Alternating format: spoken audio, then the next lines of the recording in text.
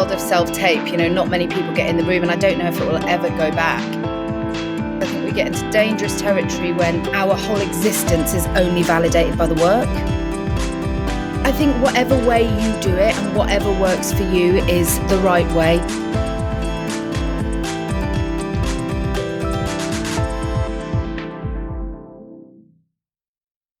Hello, Danny from Actors Coaching International in the US. Hello, Daniel from Actors Coaching International in the UK. So, Danny, what classes does ACI provide? I'm so pleased you asked that, Daniel. We provide weekly core acting classes. Online and in person? We run self-tape classes. Casting director workshops? Audition-ready classes. Industry professional workshops with award-winning directors? Script analysis sessions. Intensive 2-day acting workshops? Why not go to actorscoachinginternational.com to find out more.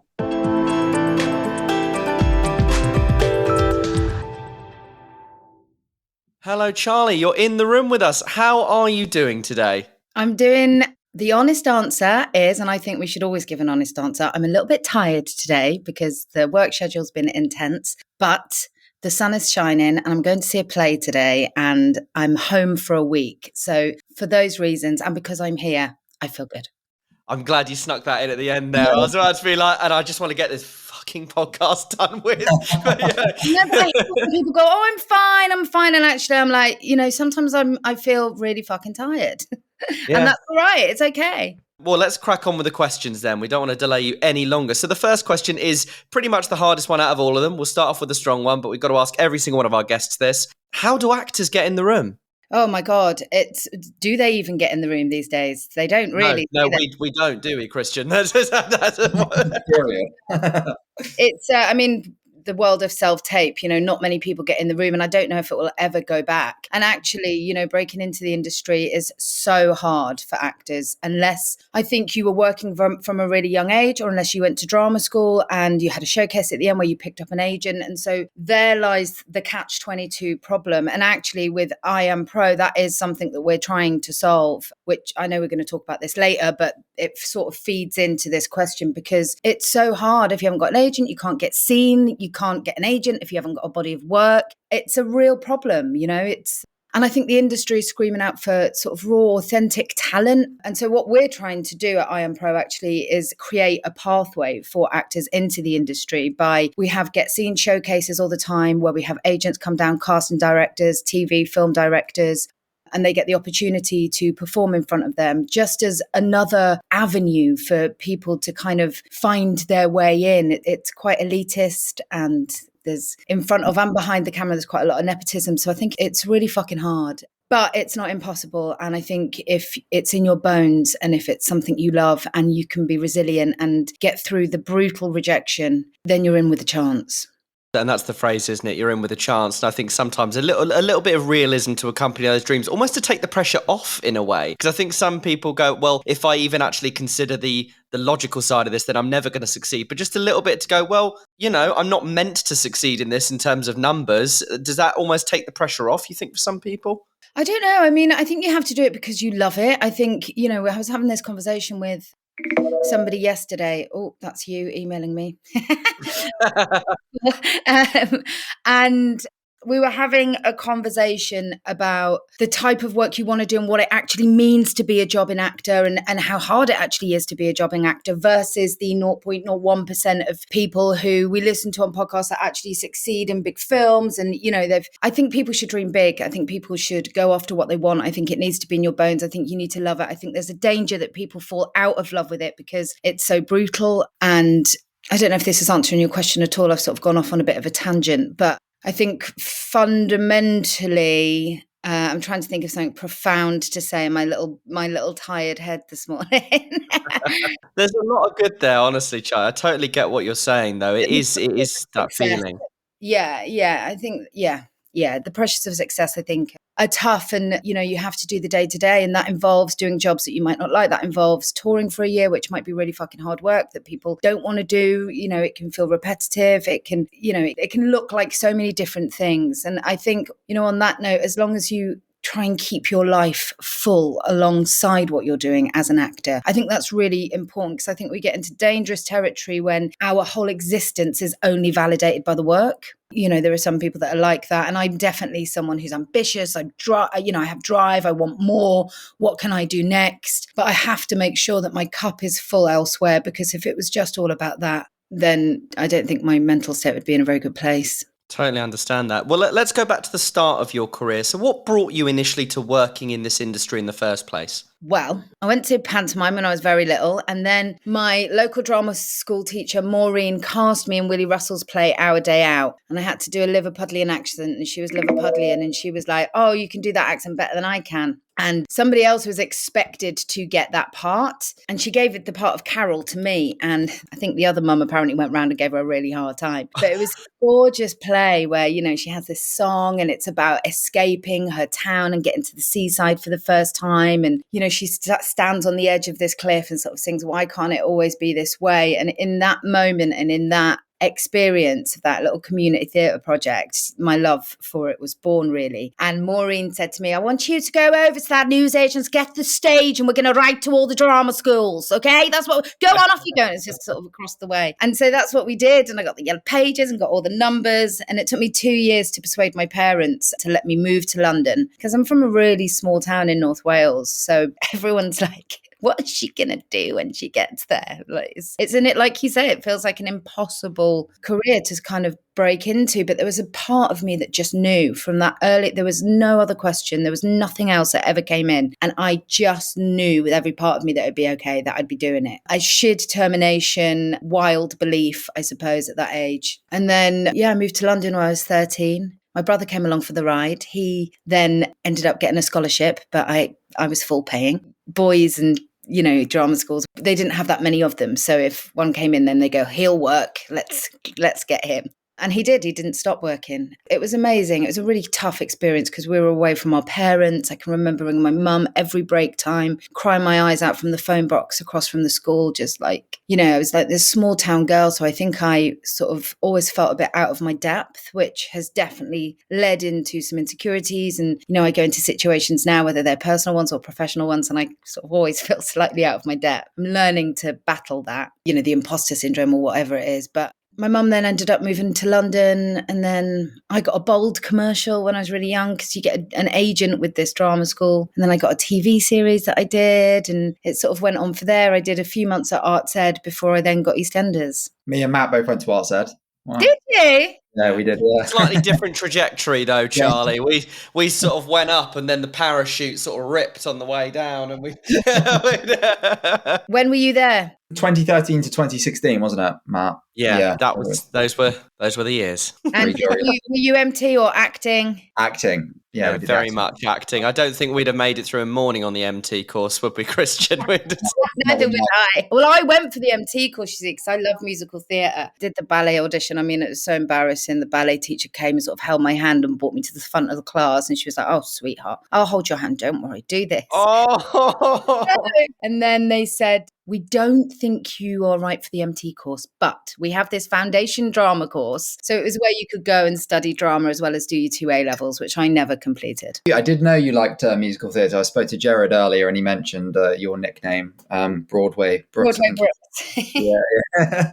Yeah, I have my moments. I was obsessed with it growing up. Well, my flatmate, when Rent first came to London, my flatmate Wayne was first cover Angel. So we used to get like really cheap £10 tickets, and I know every single word to every single song. I was obsessed with it. But yeah, I love a bit of, me and Gerard would sing some Broadway songs when we were on tour together, which is nice. I'd love to move on to EastEnders, obviously a massive part of your life. And I've got several questions on that. You played the role of Janine Butcher in the famous East End London soap opera. Playing a series regular in a soap is not an acting job for the faint-hearted, as we all know. What are the biggest challenges you face as an actor on a day-to-day basis? And what skills should an actor playing a major role in a soap possess? Say goodbye to your life and your friends It can be quite relentless because you can be working across 12, sometimes 16 different episodes. So you're on 3 or 4 blocks. Each block has 4 episodes. So,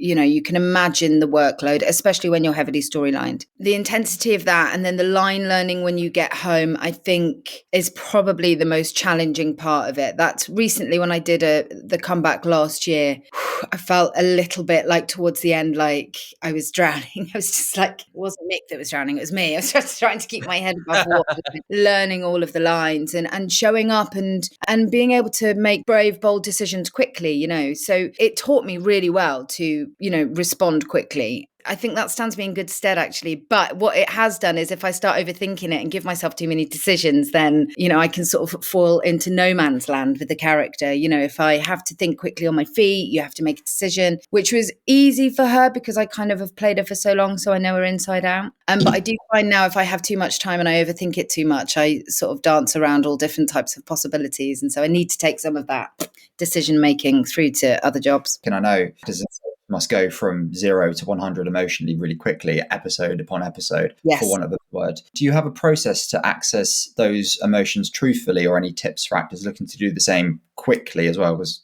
it's really hard when it's so repetitive and like you say, you're jumping from storyline to storyline. For me, music can play a really big part. I have to zone out for a couple of minutes before, never be afraid to say to the first AD, do you mind just giving me a couple of minutes, then just give me a tap on the shoulder when you're ready. I can get physical with something. I mean, it's a bit embarrassing really, but I have this sort of little movement that I do ahead of a scene to give it some sort of energy. And I think don't be afraid if it doesn't come. But if they want tears, and you can always use tear stick as well, which some people are like, not tear stick. But actually it can, it can help you to get into a space sometimes. And that's if they definitely want, close up tears, and it's not coming for whatever reason. And I would say most actors that are on filming sets would probably be partial to a blow of the menthol in the eye. But it is one of those things, isn't it, where I think especially maybe actors that are a bit more green and haven't had a lot of that experience feel like it all has to be legitimate and genuine and artistic, and if they don't do it that way then they've somehow failed. But is it almost when you're on a soap set, it's one of those instances where I think we actually spoke to Jared about this and he said something on the lines of, well, you just have to do it. Because if you don't do it, then it's done, right? There's just a pressure of you kind of got to let everything go because there's no time to think. And would you sort of advise people to, ahead of these sort of days, obviously you want to enjoy it, and if you can do it artistically, then great, but to not put pressure on yourself to do things the way that you think an actor should? Yeah. I think whatever way you do it and whatever works for you is the right way. I think we can all get so hung up and go, well, so-and-so does it like that, I have to do that. That doesn't mean I'm a serious actress if I do this. Or, and as soon as you just let all that shit go about what other people think and what other people are doing and you've done the work, you've prepared and there's always a lot of work to do. And, and you set yourself up in the right way on a set because there's so much shit going on around you all of the time. You've got 30, 40, 50 people. You've got people tugging at your hair, playing with your face, tugging with your costume. It's, it can be really challenging, but if you do the work and if you trust yourself, and I think general note in life is try and let go of expectation and you can't be disappointed, then just do your best really. And if something's not coming, then have a conversation with the director and just go, I'm not feeling this at this point. Or maybe that works in that moment. It doesn't, often when people are crying, they don't want to be crying. They're apologizing and wiping it away. And it's more about the emotion and the intent that you put behind that is where it comes from, the feeling, and that's what makes people feel. And you've left and come back to EastEnders, as you said, you mentioned the comeback on a few occasions. Did you ever change your approach at all when you returned? Because obviously you would have gone away, done other acting gigs and come back. Or were there any challenges stepping back into those shoes or the demands of being a soap regular? Earlier you sort of half mentioned the line learning again when you just came back the last time was quite difficult. Yeah, I found that really hard. And whether that's because I'm 41 now... I don't know, but at line learning, I have to say, I try not to say this out loud too much because I don't want to breathe the energy into it, but it's the most laborious part of the job. As far as process is concerned, I think I've made a lot of changes in my life, right, over the last 4 years. And so this time when I went back, it felt like a very different experience because I'm much more present, I think, than I ever have been. I'm much more awake to myself, to what I want. I'm much more confident in what and my opinions around what I think the character should be, and suggestions of possible storylines, which, you know, is great. But I've never really had that before. I've sort of flirted around with it a little bit, but never quite had the backbone to sort of follow that through. So I don't know. I think I just felt more alive and more present in everything I was doing this time around for whatever reason. And I think it's an age thing. I think it's, you know, you learn more. I think with IAMPRO, I never went to drama school, right? So, well, I went for those few months to Arts Ed when I was 16. But when I say drama school, I mean one of the big ones. So I've always had that slight insecurity carried around with me that I don't know enough and I'm not good enough and I should be doing it like that, or I should have gone to RADA, or I should.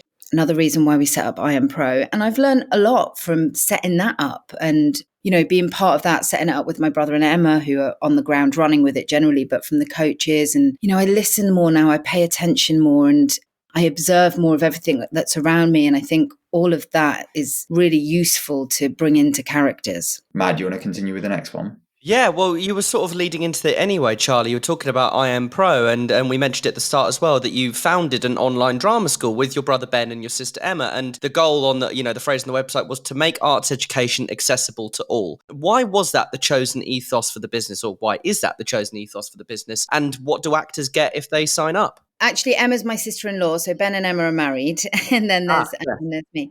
Drama school can be really fucking expensive, and there's a big pool of people that can't get in. If you want to go and take a class, they're usually in big cities, and they're usually between, at the cheapest end, 50 quid, at the biggest end, 150 quid for one session. COVID hit, but this idea actually came before COVID, and I thought the demand for online learning, for rich, good, high-quality online learning was needed. And so we sort of came up with this idea. It happened very organically, about making a platform that was accessible to people regardless of where you live in the UK or globally. You can access drop-in classes, courses with directors, casting directors, people from the industry, from London's, New York's best coaches, you know, from Bristol or Vic or Lambda or RADA. How do we bring all of those brilliant people together and create something that people might be able to afford and access? And so IAMPRO was born, and it's been an extraordinary journey. It's been very malleable, because actually at first it was just going to be, the idea was at first it would just be all on demand, and it would be like a library of videos that people can sort of watch at their own time, at their own leisure.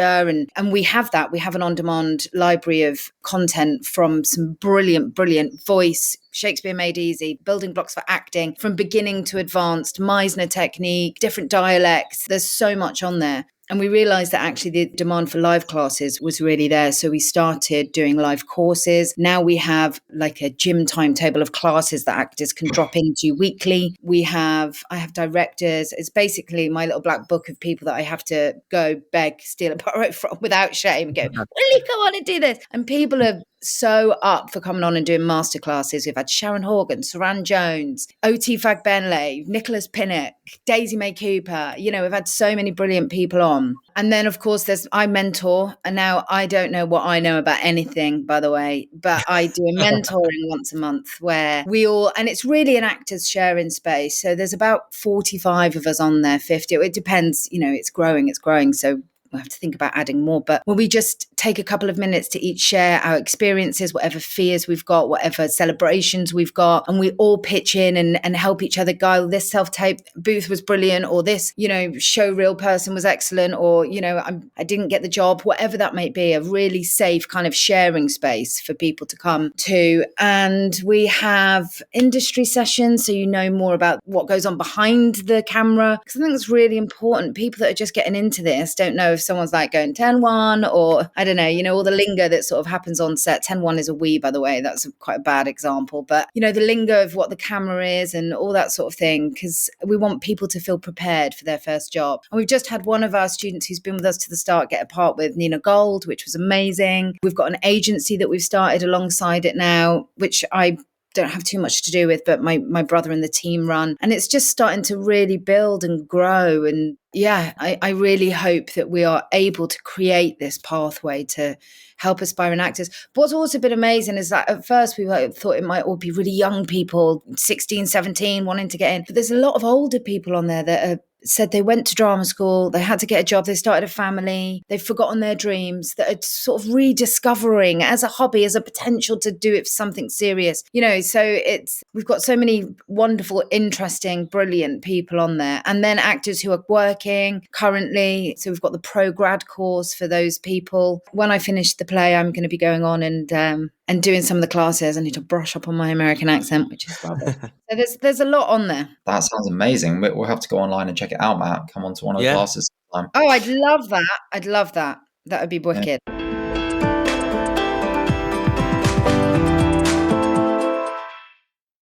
Hi, we're selftape.co.uk, but don't forget the hyphen. That's self-tape.co.uk. It's a bit of a mouthful, but it's a mouthful worth chewing on.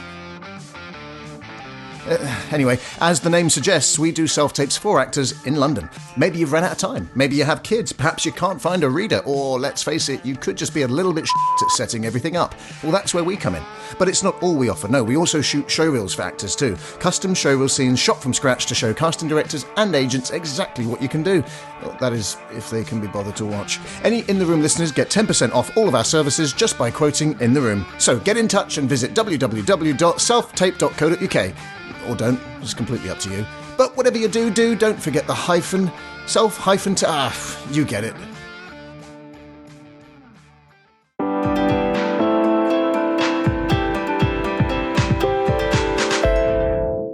Mentioned the play. So at the time of recording, you're currently playing, and please correct me if I butcher the name, Ursula Skarthach. Is that right? It's two different parts. Ursula Monkton and the character of Skarthach. They're two different things. Yes. Yeah. And, I see at the National Theatre touring production of Ocean at the End of the Lane. So I've got two questions on this. Fantasy is an amazing genre of fiction, but one that some actors struggle when approaching it to keep their performance natural and believable when delivering lines about, monsters and wizards and things like that. How do you go about approaching the text and your character for this role?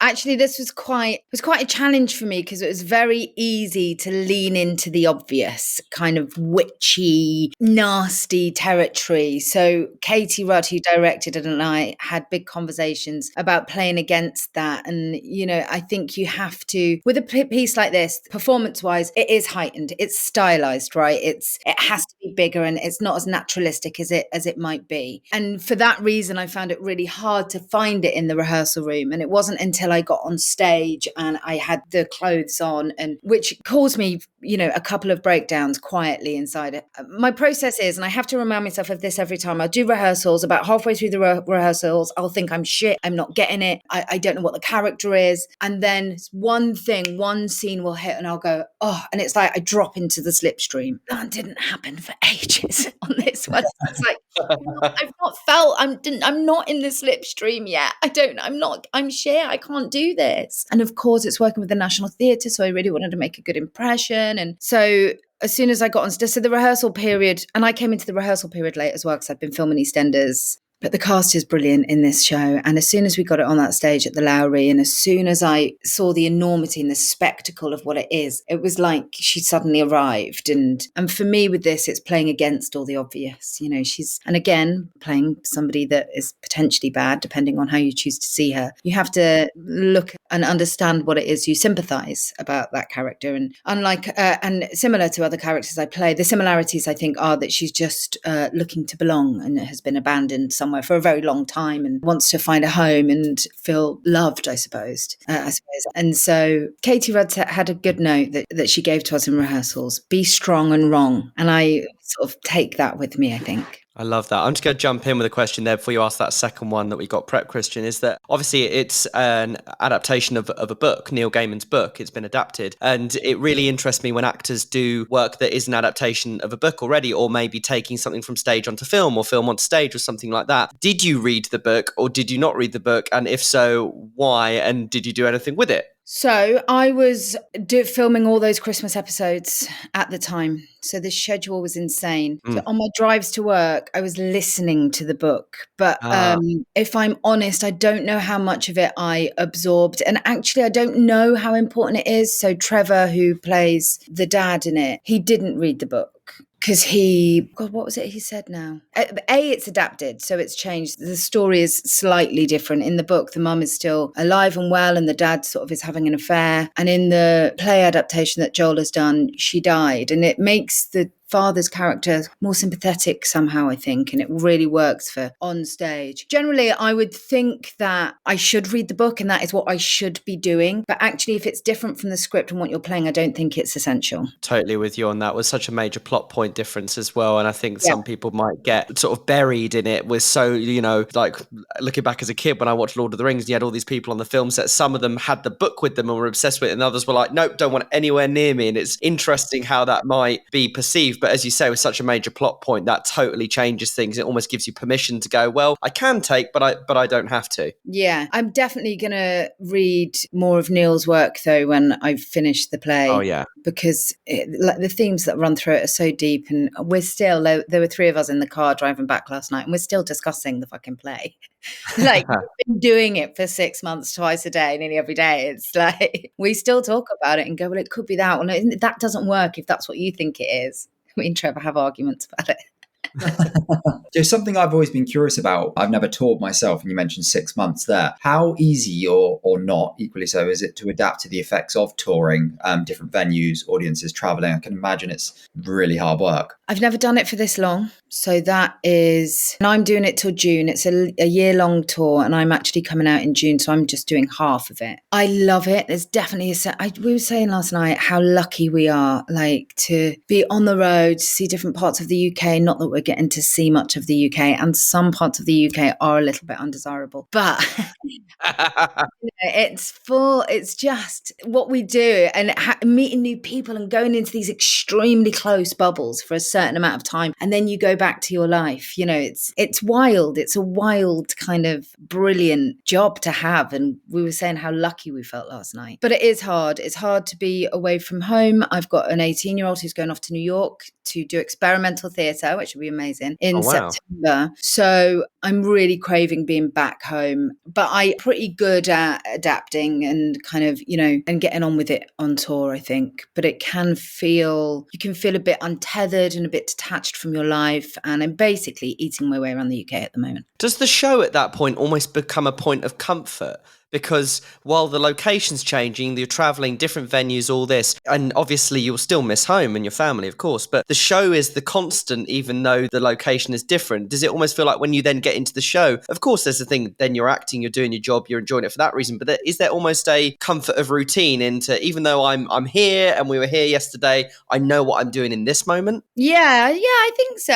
And also it's getting together with everybody else and getting into the building and seeing the new stage and setting it all up. And there's definitely there's a comfort and freedom in being on stage anyway, isn't there? It sort of takes you out of self momentarily. So yeah, I'd say that's probably true. It's repetitive, but it also gives you an opportunity to keep discovering new things. It's really cemented fearful of saying it cemented my confidence on stage, because I don't think that's true, but it's given me an opportunity to, really kind of home in what it is I do and how comfortable I feel up there, which can change on a daily basis depending on my mood. Now let's go to a different job. So in 2005, you played I want to say Beverly Allitt, but it could be Beverly Alit.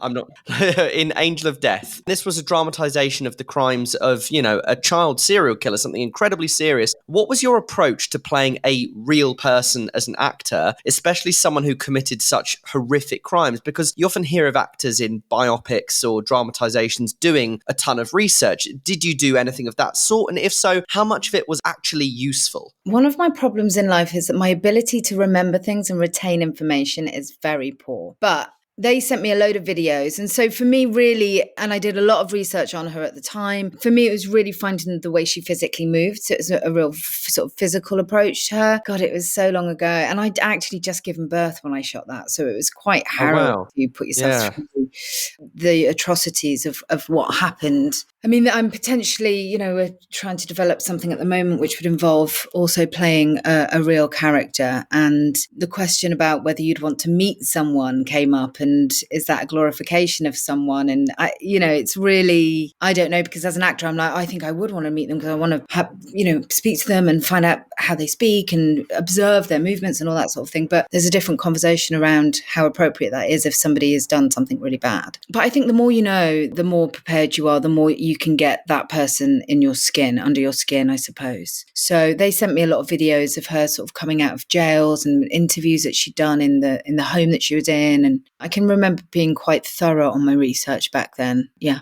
And the final question, I'll be really interested to get your thoughts on. From EastEnders to The Bill to Wired, The Dumping Ground, and many, many more. A huge amount of your time in your career has been on our screens and shows on British TV networks, BBC, ITV, CBBC, Channel 5 and others. These platforms are being put under incredible scrutiny and pressure due to your Netflixes, your Amazon, Apple. Do you think these channels can survive the way they're going? And if not, what do you think they need to be doing differently to adapt?